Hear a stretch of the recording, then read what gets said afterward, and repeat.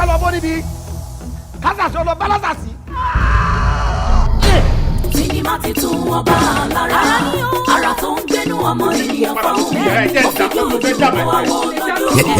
When it comes to interesting Yoruba movies shot on high definition, good sound and highly technical, trust Epsilon movies, Oba Alara is not just another one. It's a blockbuster action-packed movie full of intrigues and full of suspense. Oba Alara, ìyẹn wo ọdún tó ń dùn wọn lọ́wọ́ fẹ́lifẹ́li. Oba Alara ló ń dára fàfẹ́ àjẹmọ́fẹ́ ayé tó ń fúnni lóko tí ọ̀pẹ ro gbẹ̀gẹ́dẹ́ gbiná ọkọ ìyàwó finú ṣoyún bí ó ṣe bímọ ló dọ̀ràn ọ̀rọ̀ fọlọ́rọ̀ lẹ̀ ó ń palafọ̀ nfojú ní sinimá titun Oba Alara, a movie written and produced by Bose Akinola, directed by Adebayo Tijani, starring Bose Akinola, Seun Akindele, Adunni Ade, Ọláníyà Fàjàsọ́yẹ̀mí, Kristi Abalogun, Òjò Pagogo, Rukayat Lawali Abadan, Àjọkẹ́ Aṣẹ́wótó Rẹ̀mẹ́kà, Dúpẹ́ Jayesimi, Dada Ọlásùnkànmí àti bẹ́ẹ̀ bẹ́ẹ̀ lọ nínú sinimá láìta àpàkọ́lé ẹ̀ ní Oba Alara, subtitled in English, now showing on YouTube. Click on Yorubahood channel to watch it. You'll be glad you did.